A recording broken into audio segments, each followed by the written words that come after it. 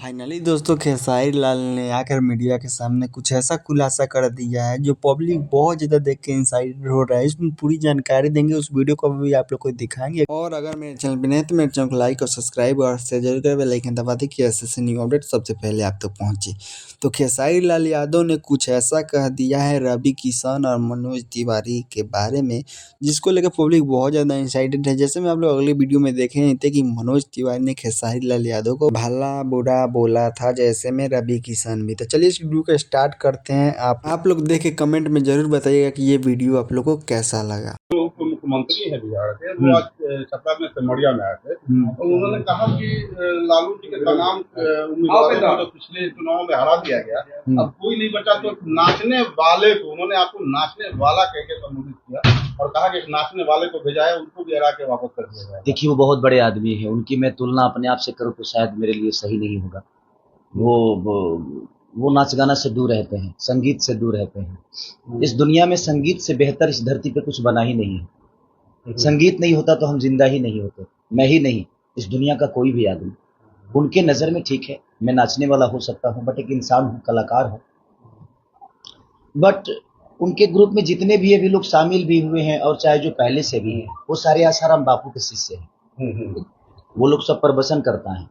सबसे पहले दिक्कत क्या है ना कि हम लोगों को जुबान से छोटा करना चाहते हैं बेटी, लेकिन जो आदमी लड़के बड़ा हुआ है उसको जुबान से कब तक छोटा करिएगा।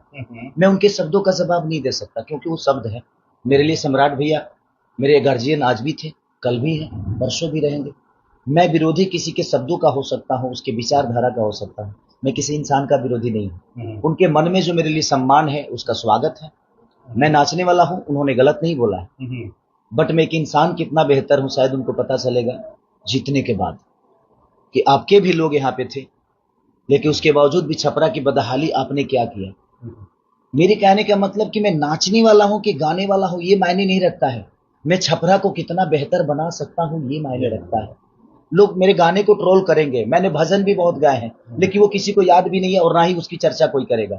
मैं 62 बच्चों को गोद लिया हूँ, अनाथ बच्चों का पिता हूँ, मैं उनको पढ़ाता हूँ, बाढ़ पीड़ितों के लिए मैं करता हूँ, मैं कमल बांटता हूँ, मैं लड़कियों की शादी कराता हूँ। कम से कम कितने सारे शादियां कराई है मैंने, मुझे याद भी नहीं होगा, ये किसी को याद नहीं होगा। बट उनको मुझे नीचा दिखाने के लिए सिर्फ एक शब्द है कि मैं कोई गाना अश्लील गा दिया हूँ, लेकिन उसका भी रीजन ये है कि कुछ लोग वही सुनते हैं, तो मुझे हर आदमी का मन रखने के लिए कभी कभी हम लोगों को तड़क भड़क गाना गाना पड़ता है।